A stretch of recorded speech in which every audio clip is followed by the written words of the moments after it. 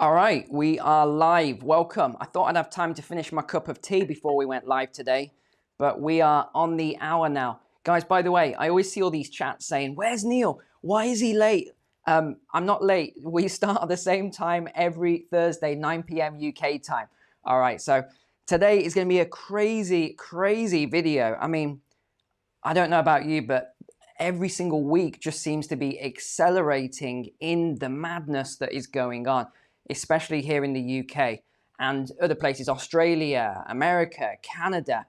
It is just insanity.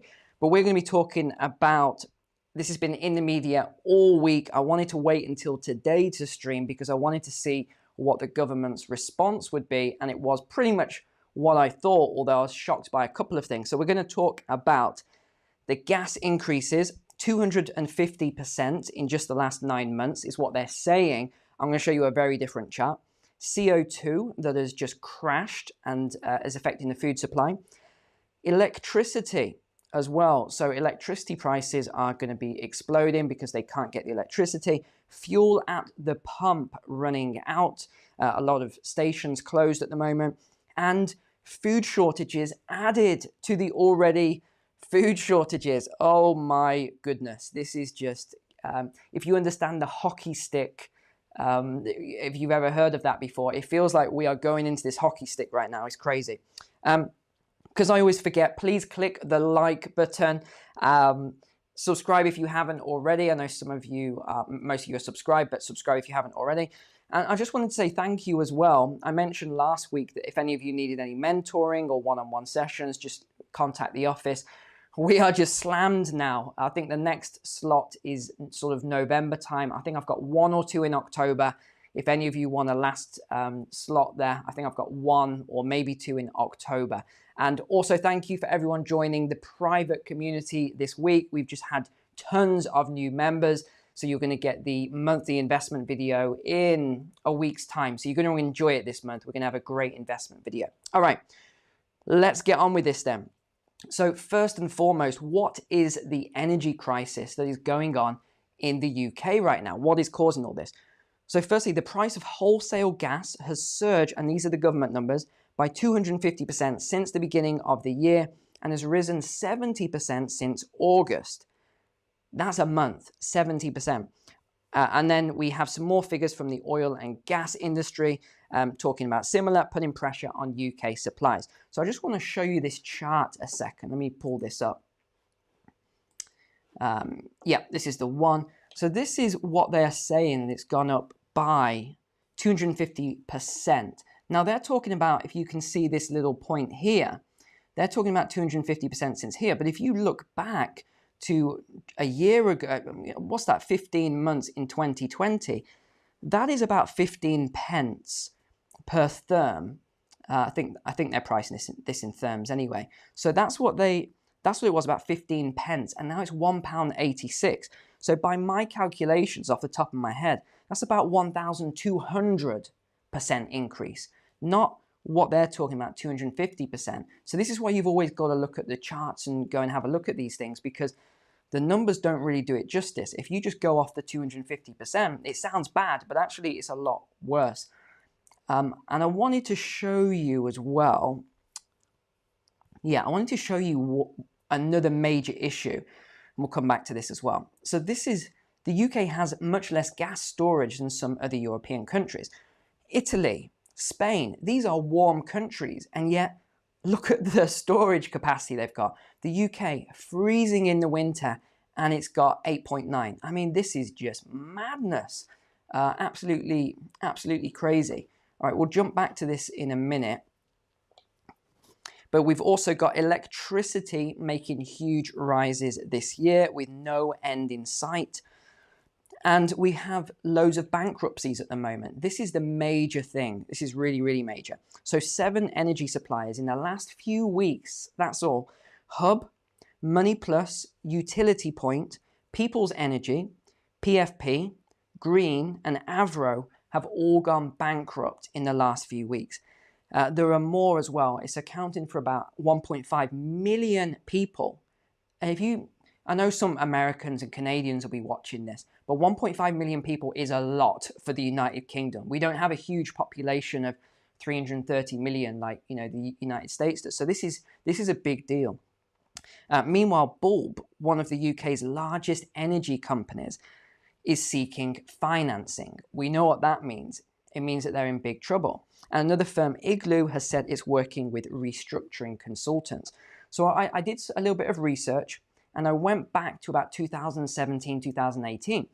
And according to the statistics and Ofgem, there were 70 utility companies providing gas and electric for home use. Now, as of today, there are 30, possibly 28 today. And by next year, in 2022, so only a few months away, it's expected to go down to just 10 energy companies, from 70 down to 10. This is the issue that we're having. We're now getting all of these big monopolies forming. And when you have too much monopolies in a capitalistic society, it causes the prices to go up because there isn't much competition. The more competition you have, the better prices will be. Now, the other thing they're not talking about is, what about all the jobs at these energy companies? You haven't heard that on the news. See, what about all these jobs? This is a lot of jobs. These will be affected as well. Now, you've probably seen in the news this week, and everyone's talking about Mr. Scully. Who is Mr. Scully? I've been looking online. Who is this Mr. Scully guy? I found out. So he's the small business minister for the UK. Okay, and we've got quotes from him all over the place. So Mr. Scully said he would not speculate, this is ridiculous, are you ready, about what might happen to gas prices next, as that would cause instability and a run on confidence. And then there's some other comments that he made elsewhere saying, I don't want to talk about what might happen because it might cause a panic. Sorry, you don't want to cause a panic by talking about it. What do you think not talking about it and saying that statement does? As soon as I read that, oh, I don't want to say it will cause a panic. Obviously, it's causing a panic. I mean, sometimes I have to laugh at our ministers. These guys, I don't know. Wait until you see the rest of what some of the other ministers have said. Despite Mr. Scully's comments, the government has called on the idea of loans to the industry. They were going to never make loans anyway. He says that while the government has been talking of state-backed loans for large energy firms, that idea is now very much on the back burner, and its intention is to tough this one out. No bailouts, it says. Okay. This is very interesting and something you should all take note of, because what are we hearing everywhere at the moment with all these crises? It's the same thing. No bailouts. What have I been talking about for 7 or 8 months now? That video I made on the banks. Get your money out of the banks. Get it diversified in different banking groups. Because what are they all saying? What's the government saying? Next time there's no bailouts. It's going to be bail-ins for businesses and consumers and people that have bank accounts. Bail-ins. That's what all the legislation passed for. So you're not going to be seeing these bailouts that everyone thinks are going to happen next time. Okay, next one then. Why has there been a rise in gas prices? So it's been blamed on a number of factors, including a cold winter. So this is last year, which has left stocks just completely depleted. High demand for liquefied natural gas in China and Asia. Because who's getting first dibs on all of the resources now? It's China and Asia. A reduction in supplies from Russia? Coincidence? I think not. Boris Johnson had the best one. You know what I hate? The worst excuse anyone can give me. But Mr. Johnson, why is all that? He went, COVID. Like, it's ridiculous. I think I told you the other week about I called my broadband supplier. 45 minutes, an hour long wait. Oh, why have I been waiting this long? I'm a bit frustrated. Sir, COVID. Okay, but what's that got to do with the wait? Are you saying the call centers are closed? Oh no, everyone's working from home.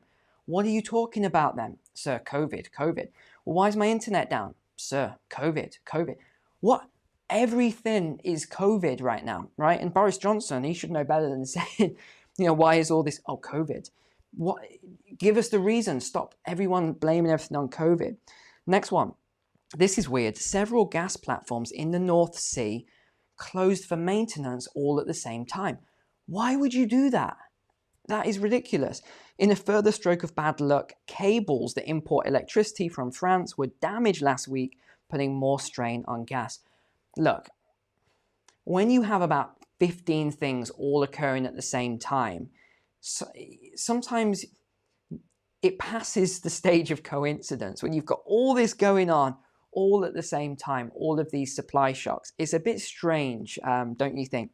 September has not been a very windy month, which meant less electricity being produced by turbines. Here's an idea. Why not, if you want to produce electricity, have turbines, solar, get more solar farms going, get some hydro, get some thermal, get all these things. Why are they just relying on? I don't get it. It doesn't make sense to me. Gosh, I tell you, it's a good job I'm not prime minister or one of these men. I would just absolutely annihilate. I would just go in and just sweep clean, get rid of all these guys. I don't know what they're doing. Logic, common sense, let's get it in there. Next, so this has meant more gas is needed to produce electricity. So they're actually, rather than bringing in a lot of electricity, they're using gas to produce electricity right now. And I'm updating this as I go because I just saw something as I was about to go live. And this is really surprising. So make a note of this one. So there was a 12% price rise on the 1st of October. So that's the cap that Ofgem sets. So that's a week today. But the cap is likely to not hold, according to, again, Mr. Scully. So it's looking like they're not going to hold the cap, potentially. It's not confirmed, but they may just release the cap. That would be catastrophic. And who is it that always suffers? It's the same people every time. It is the working class people. It's the most poor in society. This is what annoys me about all of this. They can print trillions, globally for all this stuff going on. But then when it comes to heating and pensioners and old people who can't afford this because their pensions, the government pensions are so low. I don't know if you remember a few years ago when all those pensioners died. Yeah, this was not really covered in the news, but all these pensioners died because they couldn't afford to put on their heating.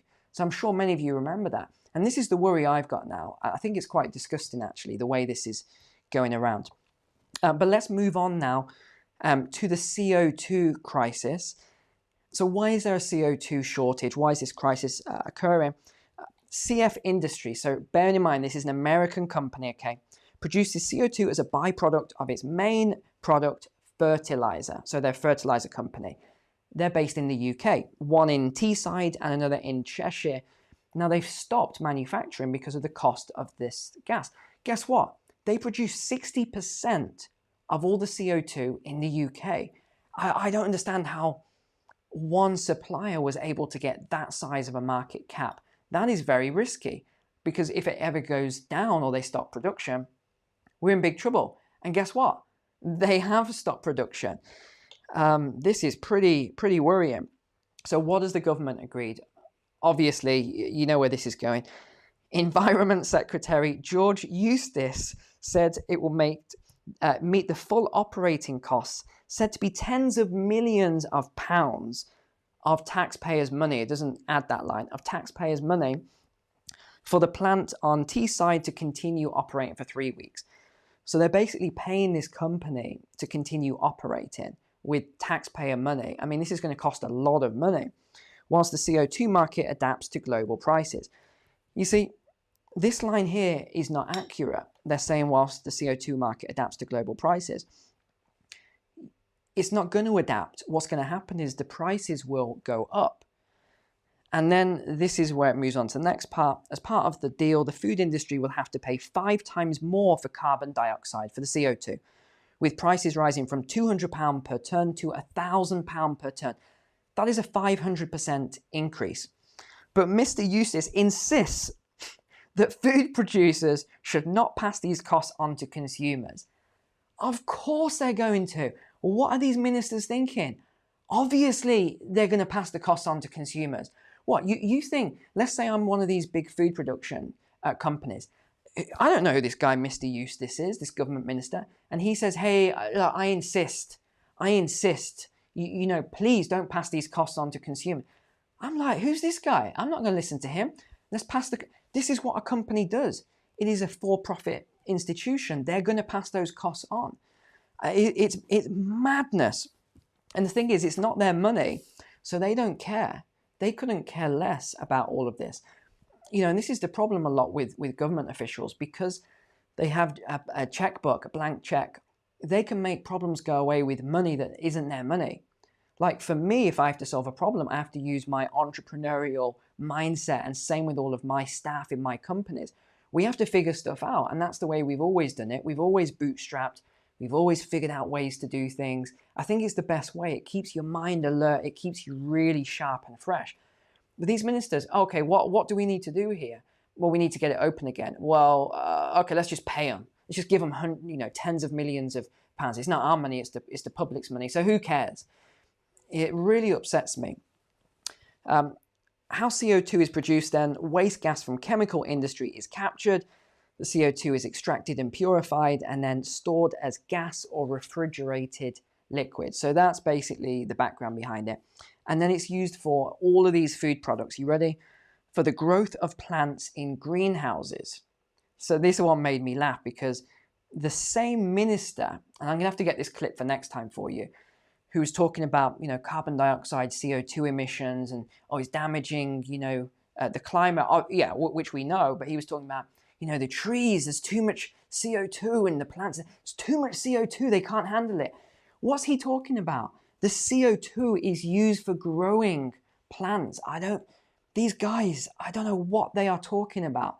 It's as if we're being run by buffoons at the moment. What else is it used for? To stun animals before slaughter, soft drinks and alcoholic drinks. It's also used for dispersing drinks at pubs, for packaging meats, baby foods, fresh foods, and baked products, and also to keep food fresh in transport. So they use CO2 like dry ice, basically. That's a good cup of tea. All right, what does the CO2 shortage mean for the food and drink supplies then? So final point coming on to this then. Obviously, it's going to mean food shortages and rising prices. And I joke you not, maybe 20 minutes before I started this stream, I had my food delivery. So the supermarket came. It was actually a lady. The last 4 people who have delivered to me have been ladies, whereas before it always used to be men. The last 4 have been ladies. So quite interesting how the job market is shifting. And it was quite funny, because I said to her, there's a lot of stuff missing here. And she said, yeah, there's a lot missing. And I said, all right, what's going on at the supermarket when you're picking and all this? And she says, well, between you and I, confidential, obviously. And I thought, she doesn't know what I'm about to go on live stream and do. She basically said there is massive shortages, and she said it's going to get worse and worse and worse. And she was saying what we're doing at the moment is we're spreading everything out on the shelves. So if you go in, you'll see it looks like, it's not all packed in like it normally is, but we've got everything spread out. And I have noticed that, actually. I've noticed when they've got certain products in, they'll spread it right out along the shelf, whereas before they didn't used to do that, rather than having these gaps. So she's saying there's going to be a lot more, and they're really worried. And of course, if you follow me on Twitter, you saw my tweet today where the government, who was it? That one of the government ministers said, we just want to let all the public know there's going to be some bad, food shortages this winter. But please, we want to ask you all, do not go out and panic buy. Again, who are these guys? Why would you even say that? That is the last thing you'd say. We're going to have shortages, but don't go. Of course, everyone's going to go out and panic buy. And obviously, and people say, don't say it on your YouTube, Neil. You're going to make it worse. I want my subscribers, you sat at home, to know about these things so you can go out and prepare. Why would I not tell my subscribers what is going on? I don't know. So that's what is going to be happening. A government, okay, this is that same minister again. He said in his statement, consumers shouldn't worry about their food costs potentially doubling or tripling. What? They should just be grateful they have food on their table. That is ridiculous. Now, I've got to add context to this statement, because it does seem out of context. someone was riling him up on questions and stuff, saying, well, what if food prices double or triple? What are you going to do? And his answer in response to that was, people should just be grateful. So what if their food doubles or triples? Now, again, this is the issue. A lot of these ministers, they are out of touch. There are a couple good ones coming through at the moment in the House of Commons. I've seen some really good ones. And they're really challenging this old guard of, all the stuff they're doing, which is fantastic. And I like that. Because a lot of them are just completely out of touch. And you've probably seen it before where they're being interviewed and someone says, how much is a pint of milk? And they're like, I have no idea. £5, 50p, £10? I have no idea. Like, they have no idea. And yeah, they put on a good show and, they go out into public and shake hands and pretend to care. But really, they don't really, a lot of them, not all of them. There are some good ones, but a lot of them just don't care. They're completely out of touch. And I do think it's a shame. Another statement then, this was from one of the largest poultry companies in the UK. The traditional Christmas dinner is likely to be cancelled this year due to the shortage of poultry, CO2, a lack of EU workers, a lack of HGV drivers, packers, abattoir staff, lack of staff at the supermarket, and a whole host of other issues. And interestingly enough, the video I put out a couple of weeks ago on the Christmas shortages, it sort of like plateaued. There was a little bit of interest. And then since the media have picked up on the story in the last week, that video has just like gone up to 125k views in the last couple of days. So if you haven't seen that, check that video out. As always, I try and be a couple of weeks or a few months ahead of the curve for you all. So I'll continue to do that, continue to update it all. And by the way, people who say, Neil, why don't you do the stock market stuff and investment stuff anymore? I've said this so many times. I put all of that material in my private community. So I put that all on there because I don't really make any money from YouTube, you see. That's the problem. I'm not like some of these other YouTubers who are making millions of dollars. I make like ridiculously low amounts of money from YouTube. They demonetize my videos, they shadow ban my videos. So I have to have a private community. Otherwise, you've got to understand there's got to be a payoff for me to make videos and content. So I put all of that content on there behind a paywall, and I put all of this content for you on here. So if you do want the investment stuff and all the other stuff and crypto and housing market and then everything else we talk about, that is on there. There's a link below the video. Just go there. And we've had a lot of new members in the last couple of weeks. So welcome everyone. I think, okay, two other things. Electricity issues was the other one there. So there's going to be a lot of issues, and ministers are concerned that the UK might have to close its 6 nuclear reactors, okay, which also use CO2 to produce electricity. So that is a concern as well. They may have to close the 6 nuclear reactors. It's pretty concerning, all this stuff. And then, of course, the fuel issues. Let me just show you that a second. Should we have a look at Boris? Let's have a look at him in a second. Here we go. Yeah. So this is what's going on at the minute. This was just released not long ago. So BP, British Petroleum, is closing a lot of their garages. So there's now going to be a fuel shortage because they can't get the drivers. Now I've got to show you Boris. This was ridiculous. First of all, I think people should understand the short-term nature of this, the causes of it. It's caused by the global economy coming back to life, and we're going to address the various supply chain problems. Okay, so he's talking about all the supply chain issues and the food shortages. So he was asked about food shortages, and he's basically saying there's no problem, everything will come back, etc., etc. Spikes in every way that we can. And you see the reporter keeps asking, but how are you going to sort this out? And that obviously we're talking to the energy companies, doing what we can to keep prices low, to make sure that the supermarket shelves aren't empty, and we have very, very... Okay, so let me just address this point a second before I forget it. Him or the ministers talking to the energy companies to keep prices low, that is absolute nonsense. Don't be fooled by that. The energy companies they're in between a rock and a hard place. Why are they going bankrupt? Because they're buying it in wholesale at one price and then they're capped. So there's a limit on what they can charge. to the consumer here. So this is why they're going bankrupt at the moment. So Boris there saying, well, we're talking to the energy companies and we're going to keep prices low. And no, that's not true. I'm not sure why he's even saying that, but that is not true. He can't keep prices low. The only way to get prices low is to deal with the wholesale prices coming into the UK. Once they're here, there's nothing that he can do by talking to the energy companies.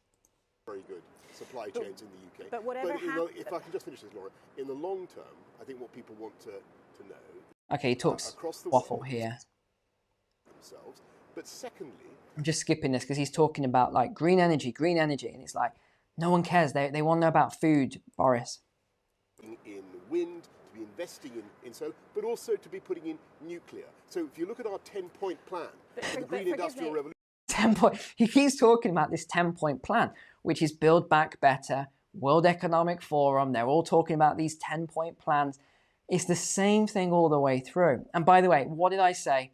They would have to go back to nuclear. I knew they were going to go back to nuclear, so everyone bought those uranium stocks. Well done, because you have done very well in the last few weeks. Yeah. Forgive me, Prime Minister. I think at the moment, people would like to know how they're going to put food on the table in the next few weeks and months, rather than thinking about a long-term 10-point plan. Just on that, Laura, if I may. Okay, so you see where this is. You see where this is going. I mean, I don't know what's going on with Boris at the minute. He just seems to be completely out of touch. I don't know what's going on with some of these politicians. I really don't. But this has been a longer stream than I planned. So thanks for watching. Please click the like button, subscribe, leave me a comment. Let me know what you think's going on. But until next time, I'll see you on Sunday. Got a good video as always, a weekly video. Take care. God bless, guys.